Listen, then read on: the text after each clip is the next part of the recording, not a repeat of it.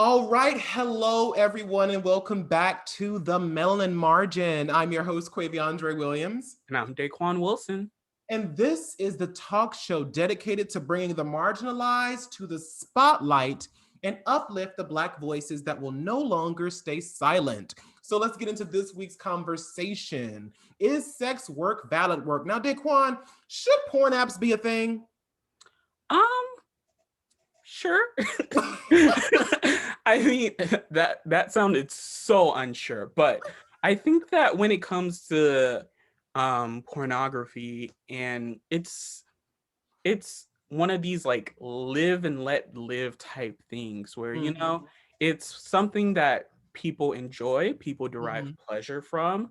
um I don't think that you would necessarily see them on like something like the Apple Store or like the Google Play mhm, Store, because those things have rules and regulation on what can be there. And I think that with those type of things, it's very important to have like consensual viewing. So like I don't want to be scrolling through apps and then all of a sudden just like see something I didn't want to see or I didn't sign mhm, up to see. So I think that's like important part of a lot of the websites or web-based apps is that you always have to do that click, make sure you're 18 plus, yep. make sure you agree to like the terms and conditions to view all of that stuff.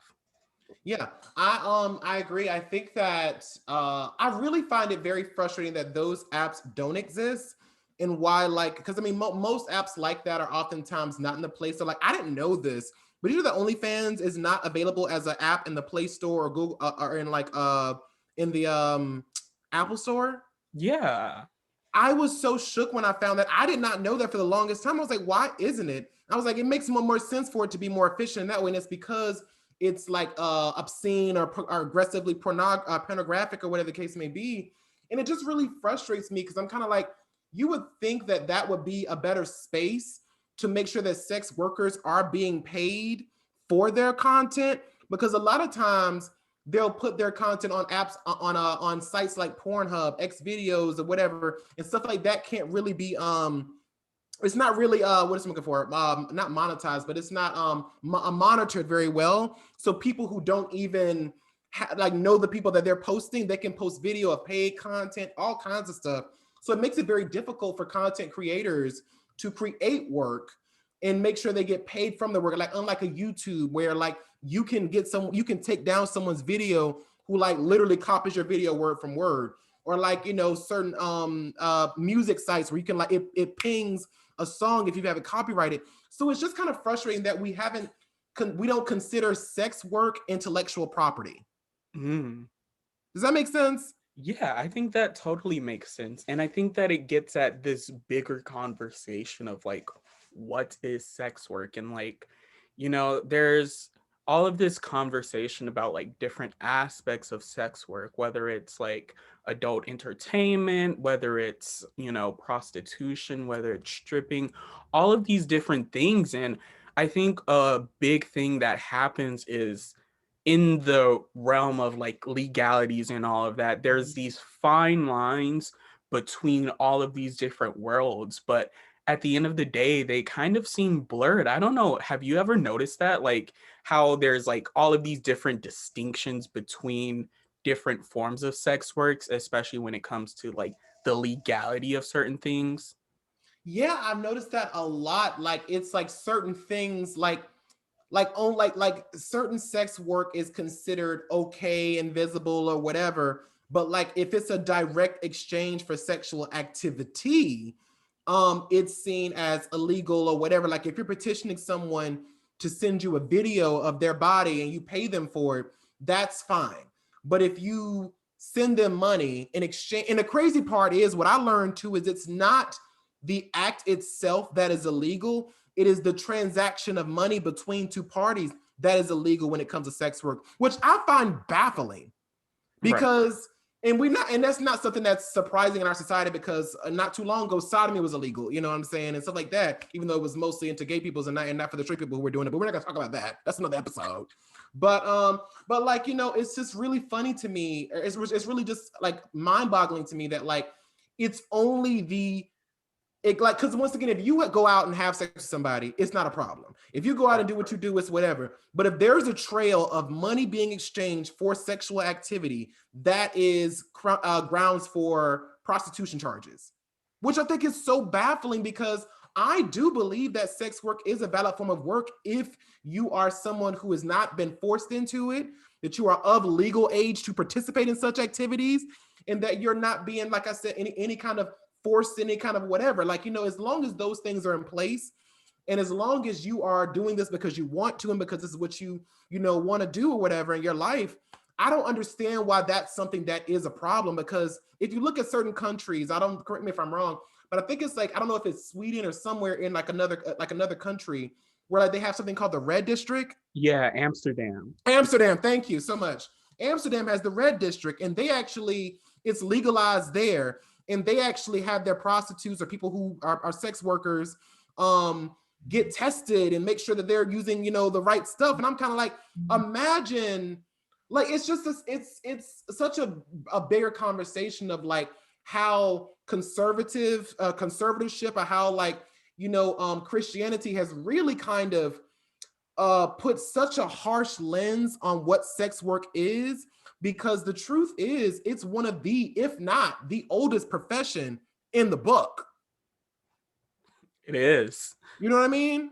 Yeah, and I agree with you. I think it's one of these weird things because, you know, if somebody's paid to have sex for a camera, completely legal. Yeah. Because, with that adult entertainment industry, there's like filming licenses you need to get, and like probably different taxes on like what you produce. Or like escort services. It's like, oh, you pay me to just like have an evening with me. As long as there's nothing sexual going on, it's okay. And you can get an escort license in certain places. So it's really confusing where it's like, okay, so here we see that like sex isn't the problem. And then over here, where there isn't sex, the exchanging of money isn't the problem. So it really like begs a question, what is it with certain types of sex work that like there is that problem with? And I do think that it comes to just like the ways Christianity, influences our politics and just like conservative morale in general. Because I think in Nevada, brothels are still legal. And in those instances, you do see some of the things like in Amsterdam where, people are required to get tested. In certain brothels, it's like the women have the ability to say no. So like if Yeah. somebody comes in and be like, hey, like I want to spend a night with you, the woman has the opportunity to be like, no, this isn't going to work out or something like that. So they have that agency. And it's really confusing because you see it there, but everywhere else it's like, no, not valid work. And I did want to get to something you were talking about with like the age. What do you think the right age, the legal age to engage in sex work should be? That's such a obviously I would say 18 and up. I would always say that um because like I said, it's crazy, because even in certain countries, or what, I think in South Carolina, like the legal age of consent is 16 and shit like that. And I'm Mhm. like, no, ma'am. But like I always say 18 and up, but then it's this weird thing, because I say 18 and up is kind of like my thing, is that as long as you're 18, that is a legal age of that is the legal age across the board. But like there's this weird thing that I've noticed, that like some people are doing this weird kind of countdown thing, where like people are like, specifically that girl Daniela Bergoli, the Catch Mhm. Me Outside girl again. Like people were always like just waiting for her to turn 18. And it's like, that's predatory. You know what I mean? Like if you're waiting for someone to be a certain age to do so, it's like it's really a fine line there. And I don't know where that line is, to where it's, you know what I mean? Because like when if someone's freshly 18, can they just get right into it? And like most people do, they'll get it. Like she dropped the OnlyFans that day, and she had like got $1 million in one fucking day. Like in one day's time, as soon as she turned 18, dropped her OnlyFans, people were like, what's popping? And like, I mean, does that feel predatory to you? Like, do you know what I mean? Like, does that feel kind of like, because he Yeah, just turned 18.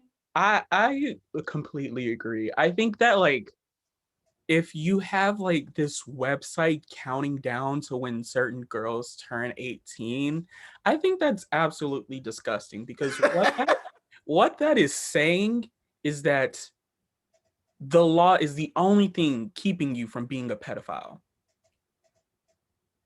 I'm gonna let that marinate, let that sink in. The law is the only thing keeping you from being a pedophile. And I think that's absolutely disgusting. Like that should not be a thing. Like you should not be counting down to when certain people turn 18 because that is predatory. And I think that like, yeah, 18 is like that legal age where Mhm. somebody becomes an adult, but like I think even if we do have this situation of legalizing sex work and making it destigmatized, I still think that there should be like some sort of not probation period, but like I know what maybe exactly it's what you mean. like 180 days after your 18th birthday. Yeah, that Maybe yeah. like we push Yeah. it to like 19, 20, 21, something like that. I don't have a running number right now that's Yeah. like, all right, this is the perfect time, but I do think that there needs to be that buffer zone because like when you're 18, you may be straight out of high school, you may Or still still be in in high high school. school, right? Yeah. And like you're a kid. Like me at 18 is completely different than me now. I have grown and developed more. I understand who I am more. So I think that is very important to give people that time to grow and like actually mature, not just be mature on paper. Yeah, and that's what I say. Like it's really hard to put a number, like a hard number on it, because in some cases you could say some people are mature enough at 18, in other cases you can't say. So it's really that weird kind of zone. For me personally, like I feel like 18 is like the base age, I suppose, because that's when you're legally able to do a lot of things. You can buy a house at 18, I believe. But like I still feel like if that drinking age is 21, I feel like if we do, I feel like at a certain point it's like maybe I would feel more comfortable with the number like 21 more. I think so. Right. For me, like even though legally you can participate in sexual activity at 18, because there's a lot of pornography out there that's really like freshly 18 and ooh, Which just is out of high predatory, school. Yeah, predatory acts. very predatory, and I'm just kind of like that's not like it just it toes the line very quickly, and neither one of us are sex workers, so we're really just speaking from our own like just watching TV and from life or whatever case may be. So if there are sex workers out there, what I'm saying, like please correct us.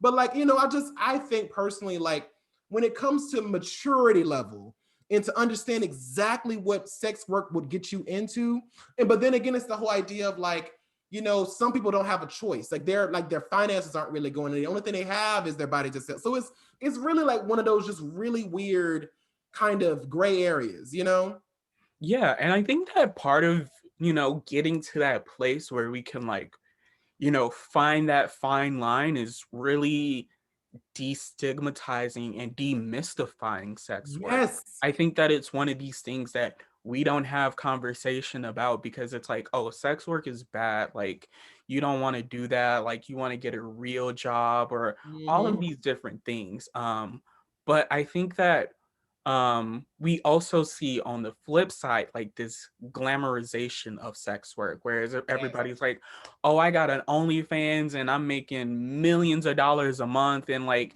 I got the bag is secured. Yeah. But in reality, you're still not seeing like the behind the scenes of like the emotional labor that it takes to like run a page like that, or the physical labor that it takes to have something like that, but also just like how do you kind of grapple with the internet version of you, the internet person you put out to like fans or whatever, versus the real you, or how you balance that, but also thinking about the ramifications of doing something like starting an OnlyFans. Like when Mm-hmm. something is on the internet, it's there forever.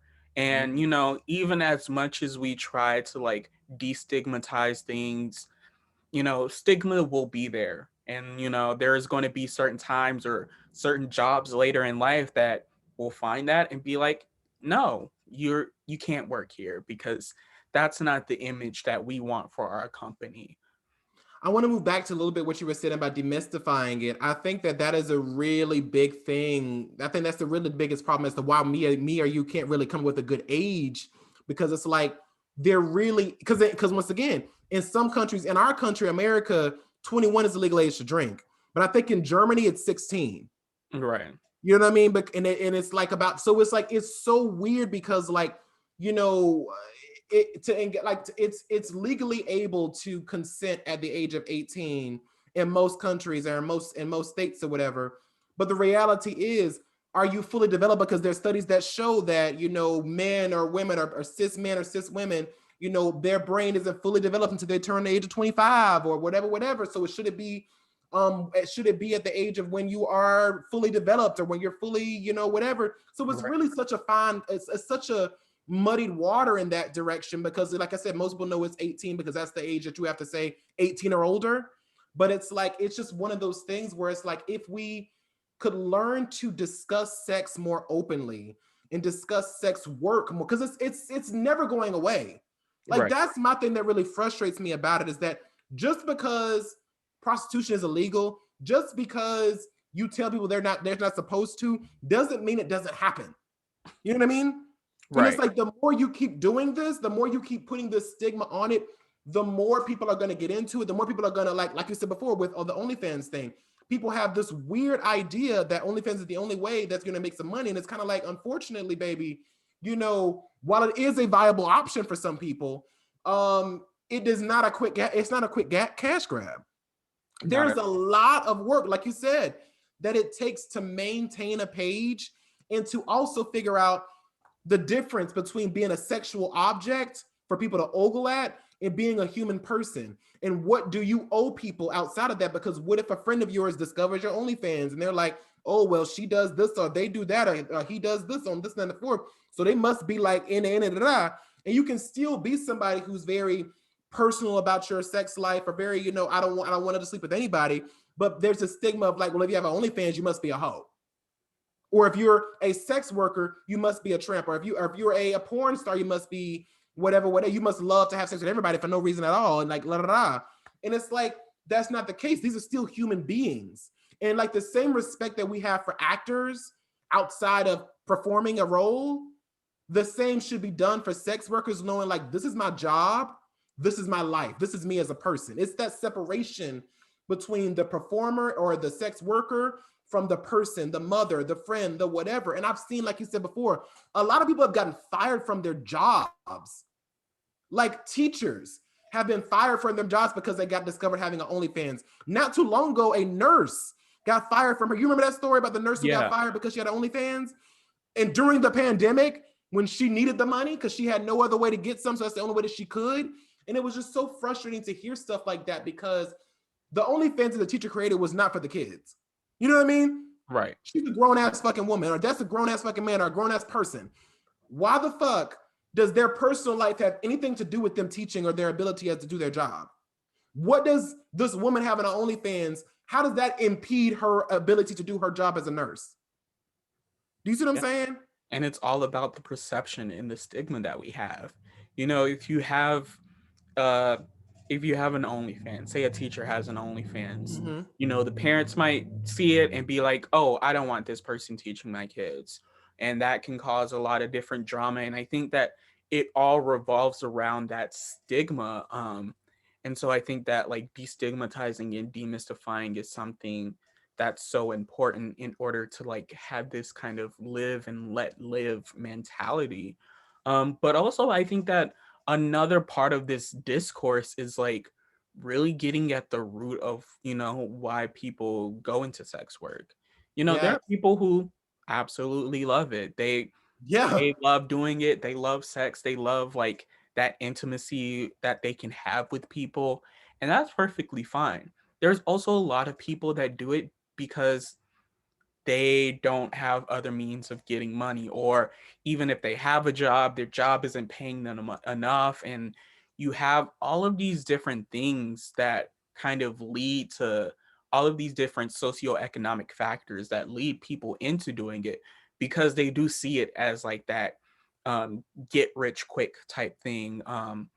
But I also think that like sometimes people don't realize the dangers of sex work. When people see you as this sexual object, they think they have ownership of you.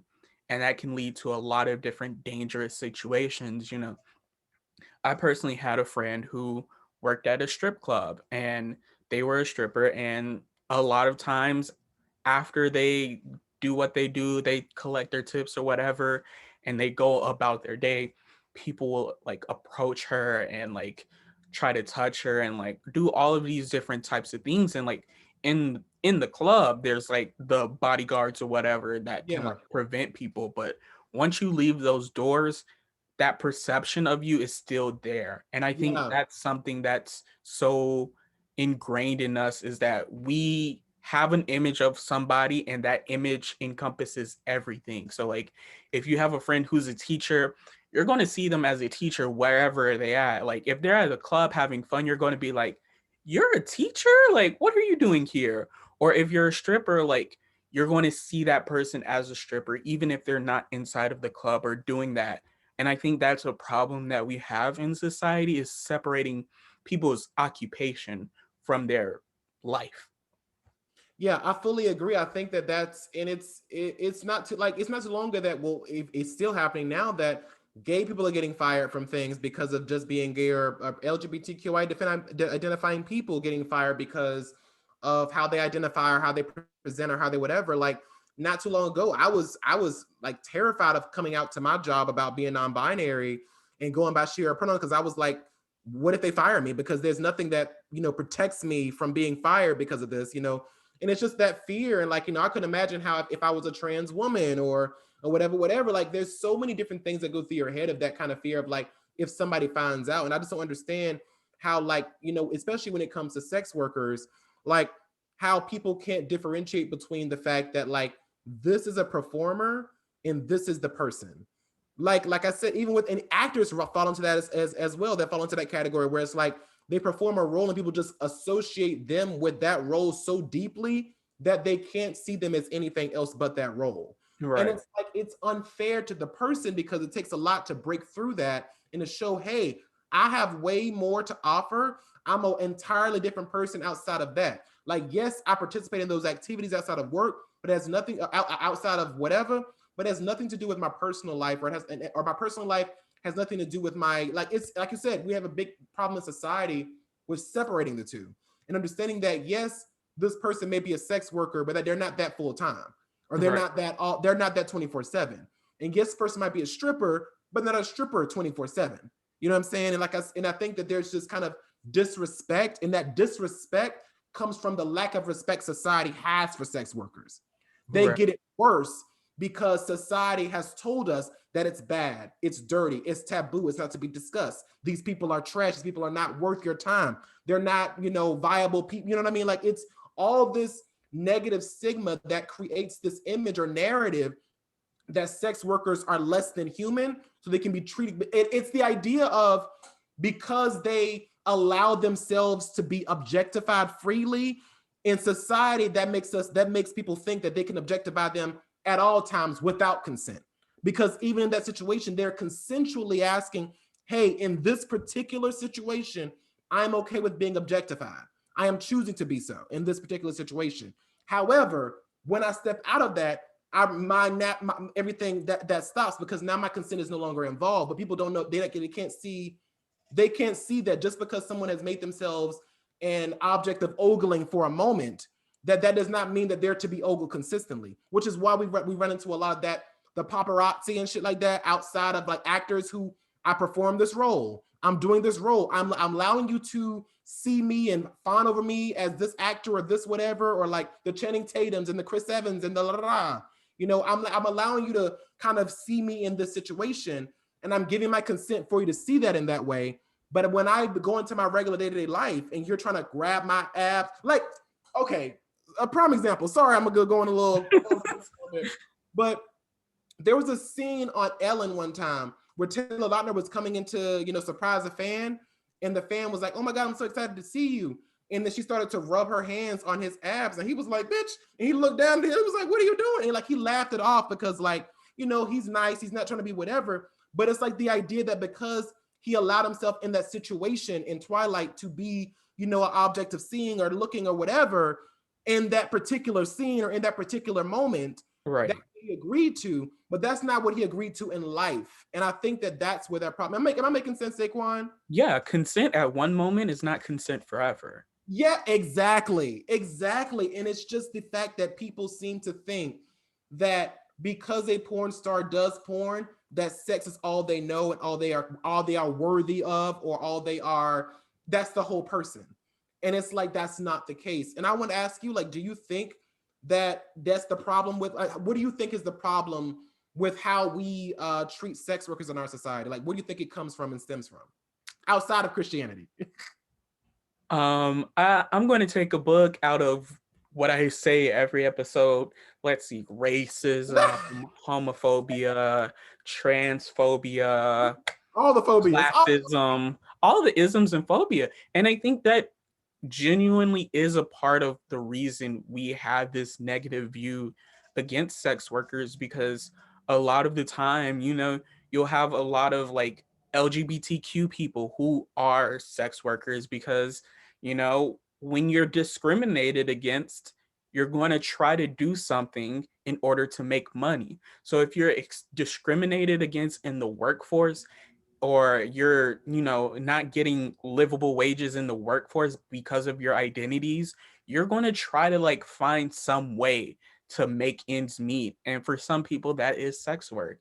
And I think like you see this in like Pose, where you literally have the trans women being discriminated against for jobs, so they're like, what else am I going to do but sell my body? At least then somebody will see me and they'll be able to like know my worth or something like that. Yeah. And it's a real big thing. Not only are like LGBTQ people more vulnerable to sex work, but also low income people, which we already know disproportionately is people of color. So I think all of these larger systems are also in play when we talk about the stigmatization of sex work.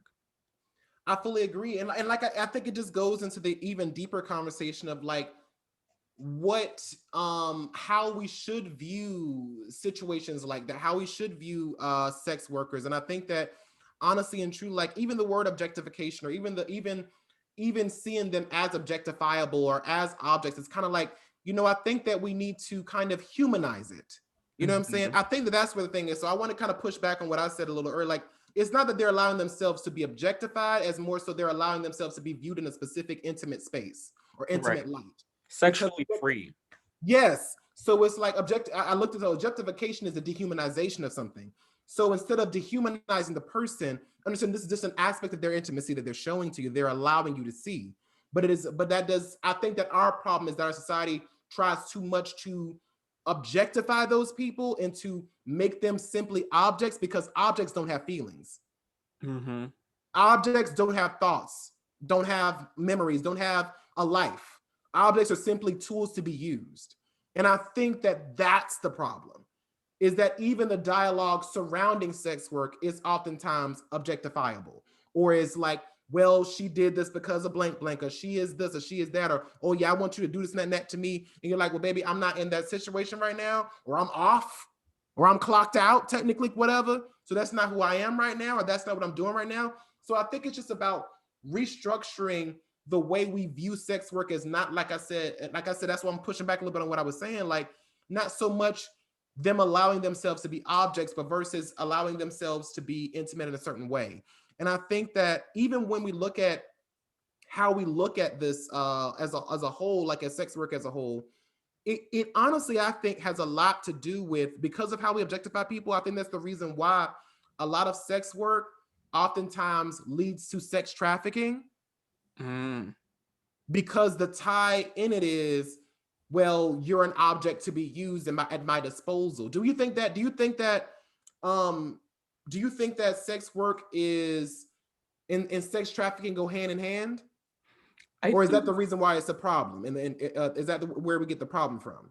I think that to a certain extent there are these ties, when certain people, I think part of it is sex work in certain aspects is illegal. There's no types of regulations or Yes. protections for people. And so, in that sense, when you don't have any regulations or any protections, you are vulnerable to being exploited. And therefore, that's where the sex trafficking comes in. You ain't got no reason to be slaying me like this so hard, Daquon. Say that one more time for people in the back. Say it one more time, Daquon.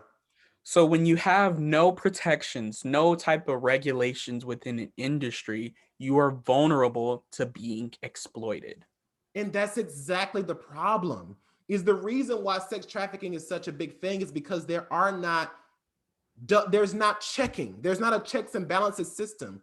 And like, is this person in this pornography or in this video consenting to? There is so many porn videos out there of people just taking videos of people without their consent.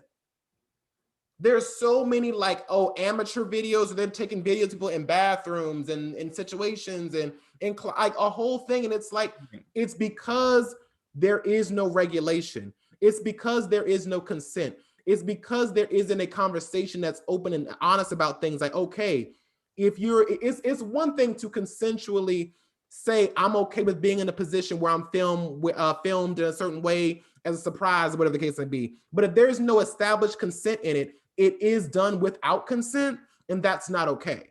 And Right. so the biggest thing is, like you said before, when we have that regulation in place and says, okay, you can participate in sex work, but you have to, get tested, or you can participate in sex work, but you have to file a certain way. You have to, there has to be a guideline or a form or whatever, like the whole thing, and making sure that you're in the right mental space to step into that industry.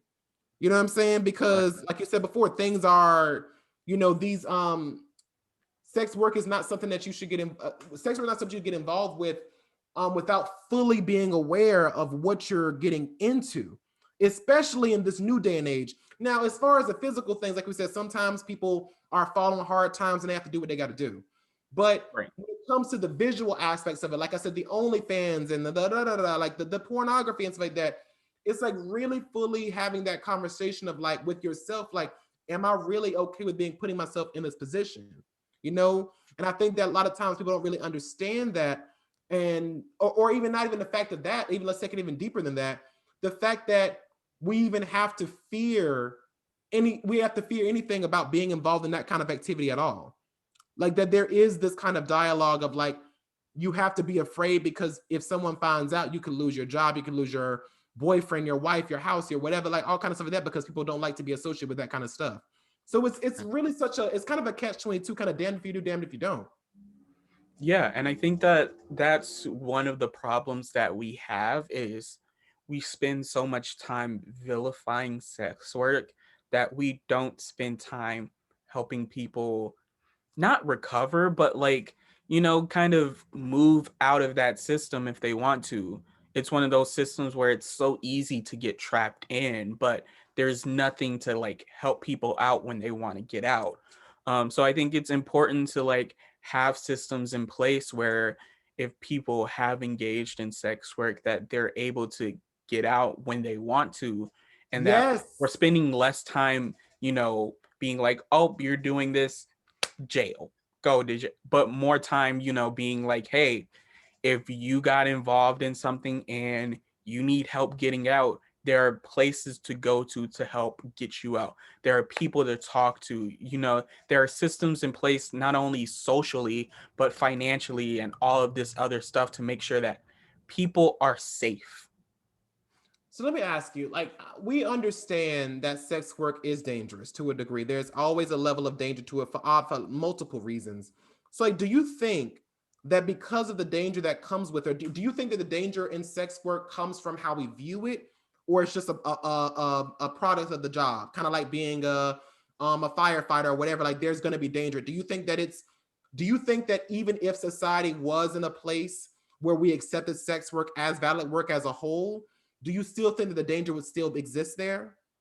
I think so. I think that there will still be some level of danger, and it might not manifest in the same way, but if you are engaging in that work legally, the same kind of mental toll will be there even if the stigma isn't there. But Mm, balancing your life, because like even actors, like acting is a profession that's legal, but even actors have been on record being like, hey, after like a certain role I had to go to therapy because yeah. that role took a toll on me. And there could be certain acts or sexual acts that can take a toll on you.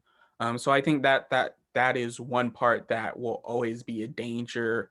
Um, but I do think that in destigmatizing, but also legalizing it, there would be some dangers that are taken away simply because you don't have to risk that kind of dang.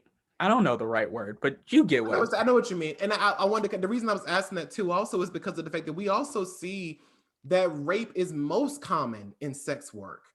And oftentimes, when a lot of sex workers go to, and there's always this thing about the blaming the victim shit, this victim blaming saying. society that we have, because we know everybody, we know how that is, baby. White supremacy, patriarchy, the whole thing.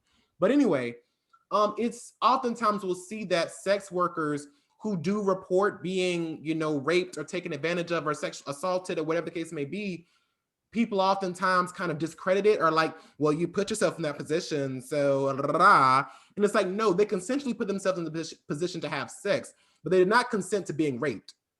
That's not, that's a Right. false equivalency. You know what I mean?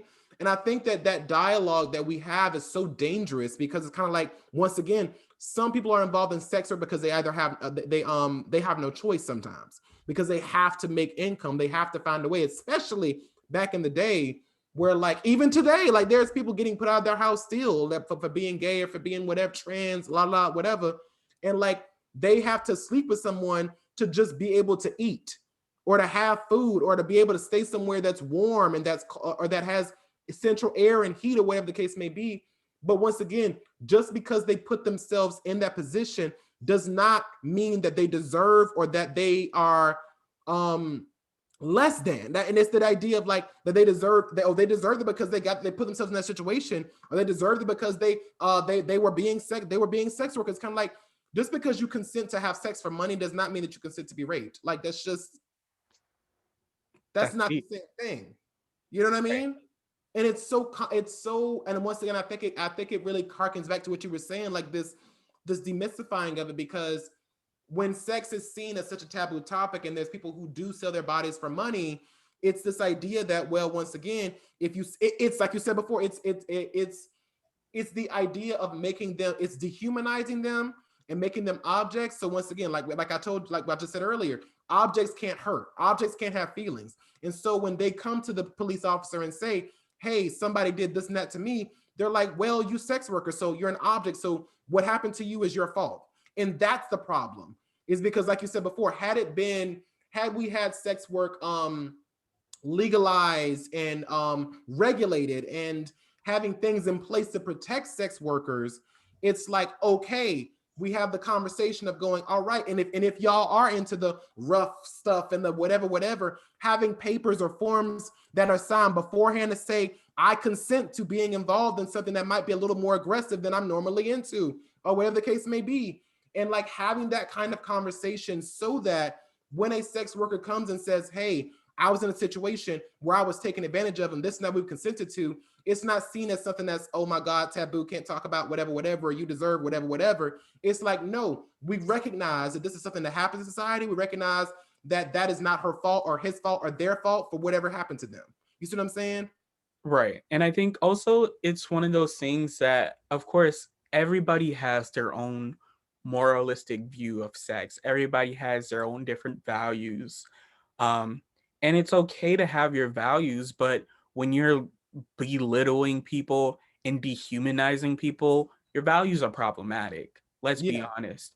So instead of like putting all that energy into dehumanizing people, if you think that there are other things out there for people to do than sex work, consider the different um societal effects that cause people to go into sex work. So if it's like, oh, if people are put out of their house and they feel like they can't do anything else, spend your time, instead of belittling sex workers, spend your time creating housing situations for people. Spend your Mhm. time being able to educate people on different skills and trades. I think that's one of the biggest problems that we have is so many times people are just like on their high horse pedestal being like, I'm better than you. And it's like, no, everybody is a human being. Regardless of your views, somebody else has different views and their views are valid as well. So if they are more sexually liberated and they feel morally fine with that, they should be able to do that. Like, it should not be your views over anybody else's. And once again, I fully agree. I think that there's just this once if it's recognized as a real viable job description or job whatever, people will realize that once again there are dangers that come there are dangers that come with it. And just like I said, being a firefighter or being a whatever, like there are dangers that come with being a firefighter. There are dangers that come with being a sex worker. But like you said, there should be things in place. If a firefighter gets burned by a fire, the hospitals are going to be like, well, you knew what you were getting into when you went in the fire. You Right. know what I mean? It's that fear of like, oh, if a well, I don't, but if a police officer gets shot, you know what I'm saying? When they go to the hospital, they're not gonna be like, well, why should we help you because you put yourself in that position? It's like, no, it is a risk with the job that we are all aware of. It's a risk that can happen, but if a person gets hurt, regardless of how or why they got hurt, so a person is hurt. And it's Right. the fact that we do not, and that's why I want to push back on what I said earlier about that. It's like, no, that word objectification, that allowing someone to be objectified, like, no, sex workers, porn stars, whatever, they are not allowing themselves to be objectified because once again, people are not objects. They are people. And so we need to see people as that. We need to see people as people. And once we humanize sex work and humanize people who work in that field, we can recognize, oh, wait, this person was raped. Not, oh, wait, this person was a sex worker, so they got involved with sex and it happened to go sideways. No, a Right. person was raped. A person was burned. A person was shot. It doesn't matter that they were a firefighter or a police officer or a sex worker. You see what I'm saying? Yeah. And it's important to make sure that people are able to make informed decision. An adult should be able to make an informed decision on what they want to do because they're an adult and they have the agency to do. I think like of course there's some things like you shouldn't do, but I think that when it comes to who you engage in sex with, I think that it's so weird that like we can just like go in an app and be like, "Hey, want to hook up?" and like perfectly like you could literally have sex with a different person every hour if you wanted to. But the moment you're getting paid for it, it's illegal. And I think that's like this hypocrisy of just like what it is. And I think in general, this is more like conspiracy theory type thing, but I think that the main thing is just like the government doesn't see a way to make it like this profitable industry for them. I think that, with something like pornography, there was a time when like all types of pornography was legal. And then like there was more like soft stuff that was like, hey, this is artistic and everything. And they were able to build that legal case up into the Supreme Court and be like, hey, this is a piece of art that somebody's doing. And I think that people don't have that same opinion with sex work. When in reality, like we were saying this entire conversation, this is not just like the objectification of a person, but somebody allowing you to be vulnerable, but also it is a performance. And should Yes. performances have that artistic right to free expression? Which is why and going back earlier to the earlier dialogue we were talking about, but the sex apps and stuff like that or whatever, I find it so frustrating how when sex workers finally do find a place to feel somewhat safe or to feel somewhat profitable because they have an app that they can show their thing and they can sell it how they want to sell it, monetize their money how they want to do it, set their prices, set what they will and won't do and stuff like that. And as soon as they make it popular, those apps push them off. Like Tumblr completely got rid of the sex worker thing in there. Like that's what a lot of sex workers were originally, but because Tumblr cracked down on like no sexing, nothing like that, it can be on our apps. Sex worker had to find another place to go to. Went to OnlyFans. OnlyFans became a big thing. They popularized that app. They made it what it was. And now OnlyFans is talking about kicking them out again and kicking out all the adult content. And it's like, damn, like they can't have shit. Right. And it's so frustrating because oftentimes people will capitalize off of the work that sex workers do because they are seen as they are a marginalized community in a way. It's a marginalized job. It doesn't make sense. It's a marginalized job option. And so it's seen just like any marginalized community, it can be used to benefit the majority. So oftentimes people will take from that marginalized community to make themselves bigger and to make themselves, because they can, what is it called? Like they culturally appropriate it in a way. And in this particular case, like a Bella Thorne, when she did when she did OnlyFans, and like she fucked up the money for all of the sex workers because she just wanted to do an experiment as if this was not a viable source of income for some people, which is so frustrating because a lot of the porn stars or porn actors or people involved in OnlyFans, their checks was fucked for the next couple of months because of what Bella Thorne did. And it was crazy because once again, it was kind of like, and nobody really thought about it. They were like, nah, whatever, that's their whatever. It wasn't really a big thing that much. And it's frustrating to me because, like I said, in no way are they not, I'm not equating sex work to being black or nothing like that. But what I am saying is that it is a marginalized job opportunity. It's a marginalized option.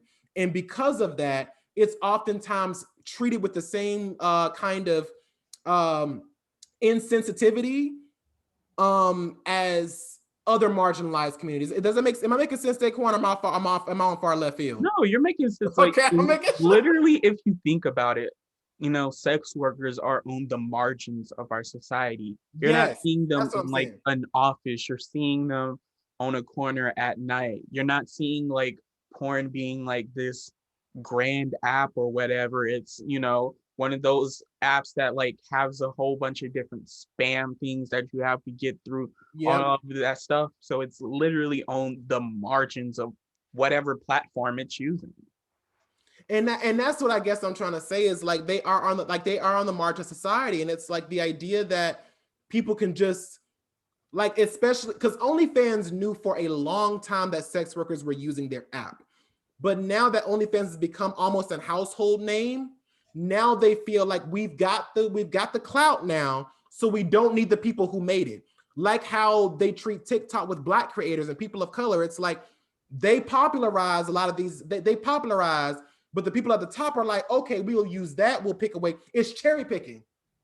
It's like, we'll take that, we'll take that, we'll take that. We're not going to give you the money or the attention or the respect that you created it. We're not going to say that this Black person made it because fuck no. And like, once again, we're not going to give credit to the fact that the sex workers are who put OnlyFans on the map. We're not going to give them credit for it because they're sex workers, right? And so now we can just take them off and make only, we can really get out here and do what we want to do. It's literally, and that's what pisses me off about it, because it's kind of like, you knew from the get-go what this was. Right. And you waited until sex workers put in the work to get everybody to make, I mean, OnlyFans is a household name. If you say OnlyFans now, people will know what the fuck you're talking about. Beyonce put it in a song. I mean, Beyonce put it on the map. Let's just be real. The queen. So like, when OnlyFans got put on the map in such a big way, now they're like, sex workers be gone. Sex workers be damned. And do you think that's unfair, Daquon? Yeah, I think it's totally unfair where it's like they built the platform. Like it would not be the same thing if it wasn't for these people. And now it's just like, oh, we got our clout now. Y'all can go. Like, yeah, y'all can do it. Thank you so much. I know you prepared this dinner, everything like that, but I'm not gonna clean up shit. No, I'm not gonna do that. We have this $1 billion business now. Y'all can go. Yeah, and just to kind of round out the conversation. So, do you think at the end of the day, Daquon, sex work is harmful to society in any way? I think that inherently no. Like, it's one of those things where, let's be real, there's been sex worker in societies way before we know. In our society today, like you were saying before, it's like the oldest profession that there is. And so it's not inherently harmful in society for people to have a way to be sexually free and express themselves and perform in certain ways, like that helps keep society together, is being able to be free. I think that the harmful bit is, people putting their morals on this pedestal and being like, I'm better than you. Yeah, absolutely. I think that sex work in general, like I said, it's the oldest profession in the world. It is literally the oldest job out there. There is scripture in the Bible that talk about prostitution. It is in Greek mythology. I mean, ancient Roman mythology. It traces back to the furthest reaches of society. And it's so crazy how something that's so old like this has not reached a point where people are starting to accept it yet as a part of how what makes our society work. You know what I mean? Right. I think that sex work itself is not harmful, but the some of the negative dialogue around it is what makes it harmful. It's Yeah. once again the objectification of sex work is what makes it harmful. The dehumanization of sex workers is what's harmful. You know what I mean? Not Yeah. so much the sex work itself. Right. And if you look at every single society that has ever been on this planet, there has not been one society that has fallen because of sex work. Like, you're not going to see that. So, like, there's never been a time when people engaging in sex has led to the downfall of a society. Exactly. Or the fact of realizing that, like, sex work in general is gonna always exist. And that's what I think is so frustrating to me, is that people are still getting put in jail for it. They're still getting put on bond, like having it on their records and all this other stuff. And people are still like, you have an OnlyFans, or you must be a hoe, and all kinds of stuff like that. It's kind of like, it's so frustrating that, like, we're still having this dialogue, and it's something that's never going to go away. It's never going away. So instead of trying it's so frustrating, because it's like, if y'all would take the time to make it, to legalize it, or to get it together, or to make it something that is not, demystified, like you said, demystifying it, just like you can't just become a firefighter at, fucking 16 or 7, you know what I mean, whatever the case may be. You have to have certain, things before you can get into that. Same thing with sex work. Maybe there should be like a certain kind of prerequisite before you can get into sex work or something like that. You know what I mean? Like, Training, class, certification, yeah. something. But at the end of the day, the people who are being put in jail for sex work are the people that they want to criminalize.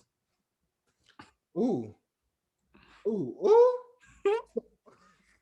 So let's round this out, Daquon. Let's bring it home today.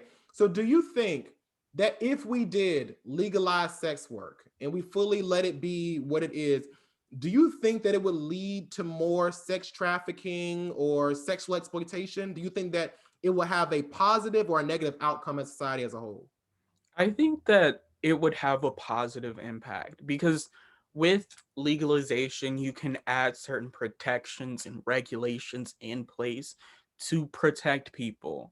And I think that's the biggest thing. With all of these conversations, we need to have people in mind first in protecting people. Yes, they made the decision to get into sex work, but at the same time, people don't deserve to be treated like objects. People don't deserve to be exploited just because of a decision that they made. Exactly. I think that in reality, when we look at sex work and we look at sex workers, and realizing once we take out the the objectification aspect of it and start looking at it as a viable job option that people are going to take up, and start educating people on, like, hey, if you get involved in sex work, these are the dangers you might get involved with, and these are the things you need to do to protect yourself, and these are things that you need to do to make sure that you're being safe and stuff like that. If we let that stuff, if we break that down and start letting people know about that, just like, and everybody's, and once again, it's the whole thing is, oh, the kids, but the kids, and but the kids. And it's kind of like, well, the reality is, in life, there are things that are going to be, there are ways to protect children from seeing things like that. And making sex work legalized does not mean that all these kids can be like, yeah, mama, when I grow up and be a blank, blank, whatever, whatever. It's like understanding that this is a option and that this is something that some people are going to take on. And you don't have to, what's I'm looking for? You don't have to promote it as like, oh yes, girl, get into the thing. Like it's not, Right. you know what I mean? It's like, it's something that you can do.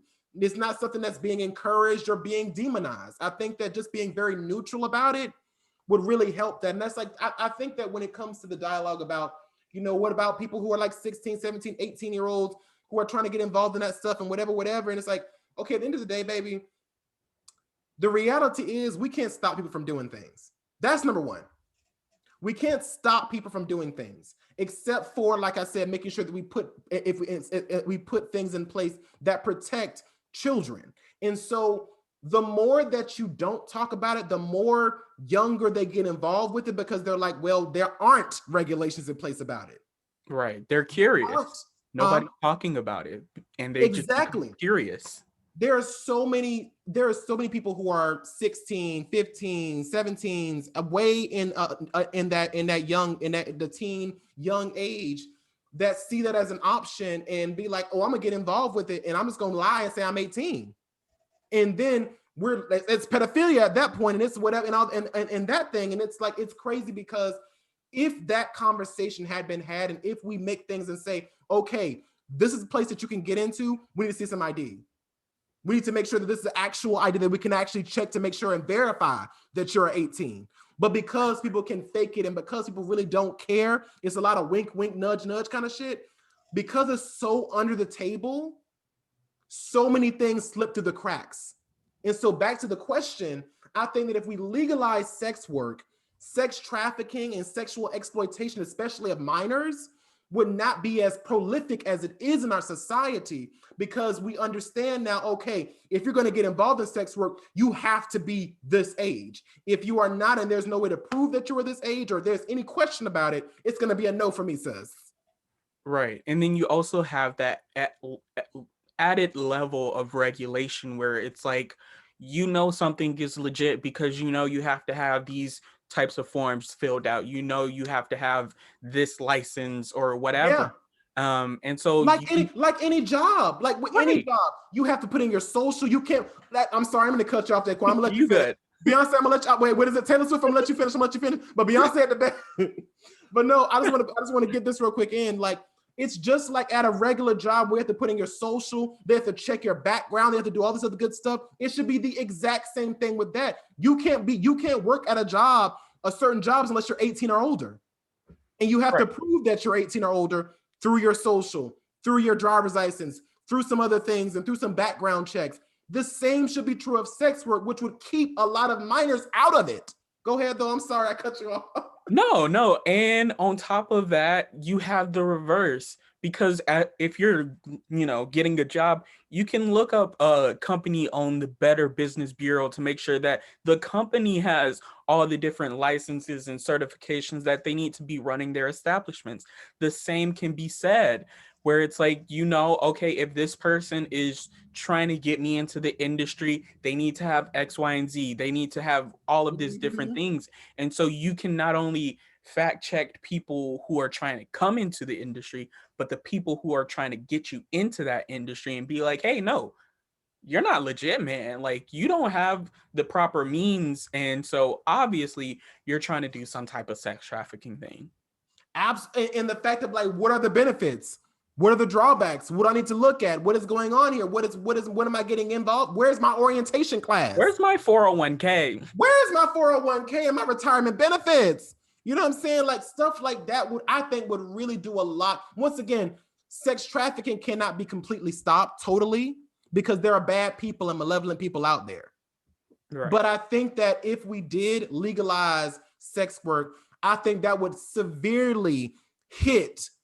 I think it would deal a massive blow to sexual exploitation in sex trafficking, because now there are people actually looking into these things. There are federally mandated things that say you have to be this age to participate. You have to have this kind of credential to participate. You have to have this kind of background before you can participate. You know what I'm saying? Because you can't just be a registered sex offender and be getting involved with this and the fourth. Like, no, baby, that's predatory. Get the fuck on out of here. Don't clock out for me, baby. You know what I mean? Like, having Right. this stuff in place would really fuck shit up in the best way. Okay, like Exactly. it will fuck up all those sex traffickers' pockets. It will fuck up all those sexual exploitation. It would absolutely help us with this understanding the fact that, once again, if a person is involved in sex work and they get raped, we need to know, how do we get them protected? How do we get them get the person who did it? You know what I'm saying? Because at this point, if we're letting someone come in to participate in sex work, we have their ID, we know who they are, we know what's going on, because I'm pretty sure you have to drop all that stuff off in the this pretend sex work Right. business. You have to drop off your ID, so we know who was in there. We know how to track them, because you can't track people in a back alley. Mm-hmm. You can't track them that way. But if you come to a sex worker place and you have to check in, even if you don't use your name, they still have to have some kind of identification before you can participate. We know exactly who the fuck it was, and we can get these motherfuckers. You know what I'm saying? Like, it would really, I just wish that our society would move out of this whole kind of holier than thou aspect of, like, baby, we can't do such like that. So, girl, fuck that. Fuck that. Sex work is valid work, period, point blank and simple. So, Amen. so, so many children grow up never knowing the full scope of what their culture has contributed to society and history. So it's time for a change. Let's take a pause, rewind, and remind the world just how we did that. In the article 26 Black Americans You Don't Know But Should, written by Michelle Derishaw, we find out about Dorothy Height. Now, hailed as the godmother of the women's movement, Height used her background in education and social work to advance women's rights. She was a leader in the Young Women's Christian Association, the YWCA, and the president of the Natural Council of Negro Women, the NCNW, for more than 40 years. She was also among the few women present at the 1963 March on Washington, where Dr. King delivered his famous I Have a Dream speech. Yes. Black women. Constantly rising the bar. In doing so flawlessly. And on the topic of Black women, from this article by the National Black Justice Coalition, I want to talk to y'all today about Tracy Africa Norman. Tracy Africa Norman was born on December 15th, 1952. She is a model who became the first African American transgender woman to appear on a box of Clairol hair coloring in the 1970s, and along with Gina Rosero, the first openly transgender model to grace the cover of Harper's Bazaar. When Norman graduated high school, she became the first in her family to receive her diploma. As she stood on the steps of her graduation ceremony, Norman told her mother that she was, in fact, a woman. Her mother hugged her and told her she already knew. Mm. Norman's introduction to the world of modeling got a big jump in the mid 1970s when she snuck into a fashion show at the Pierre Hotel in New York City and ended up being interviewed by none other than Italian Vogue editor Luciano Soprani and photographer Irving Penn. They offered Norman a 2-day shoot and a salary of $1,500 per day. She would become only the second African American woman to appear on the cover of Vogue. And then Norman was signed by a top agency, photographed for Essence magazine, and secured exclusive contract with Avon and Clairol's Born Beautiful hair color. Although a few people knew Norman's secret, she managed to walk the runways of Paris and around the world presenting as the woman that she is. Despite her success, though, Norman began to notice that job opportunities began to wane. An incident at a photo shoot around 1980 led her to believe that her secret may have been found out and played a role in that. Over the next several years, as money started to dry up, Norman was back living with her mother in Newark, worked side jobs in modeling and retail, and signed to a new agency and was featured in an ad for Ultra Sheen Cosmetics, and even worked in a Times Square burlesque peep show featuring trans women. This show also exposed her to the drag ball community, becoming a member and eventually mother of House of Africa, which the Africa in her name is from. She was inducted into the Ballroom Hall of Fame in 2001. And side note, I was also reading this article that Norman was actually one of the inspiration for Angel in Pose. I was about to say, this story sounds real familiar. I was like, wait a minute, this sounds like I watched in Pose. Yeah, I was just about to ask you that. No joke. Like, I'm glad you brought Yeah. that up. But like, honestly, to see that mom in the 1970s Be like, yes, I be like, affirm you in your gender. I mean, like, it's just like, and I know we don't want to give parents props for doing the bare minimum, but still, it's like that is just amazing. And especially in a Black household, like not done. You know what I mean? So it's just Right. like that is amazing. And then it's so hard hearing about the plight of trans women and trans people and gay people and just Black, just hearing about that. It's so frustrating that all of like that, those acting opportunities or those modeling opportunities could have dried up because people found her out as if it was something to be ashamed of or something like that. It's just crazy to think Right. about that, and that we're still having women, trans women and men who still deal with that same form of discrimination today. And Right. that's honestly why me and Daquon came with this segment in the first place, to remind the world, baby, this shit been done, and been done, been happening. And Period. unfortunately, still is. Anyway, but baby, celebrating Black women is what we do on this show right here. Right. You already know. So, as always, thank you all so much for watching. And please keep this conversation going down in the comment box down below. Don't forget to give this video a thumbs up if you are listening to us on our podcast. Please rate and review on whatever platform you're using. If you want to follow us on our social media, our handles are at Andre Talks a Lot and at Daquon950. You can also follow our podcast on Instagram at The Melanin Margin for updates of new content. We will see you all next week on The Melanin Margin, where conversations about race, baby, are never off the table. Goodbye now.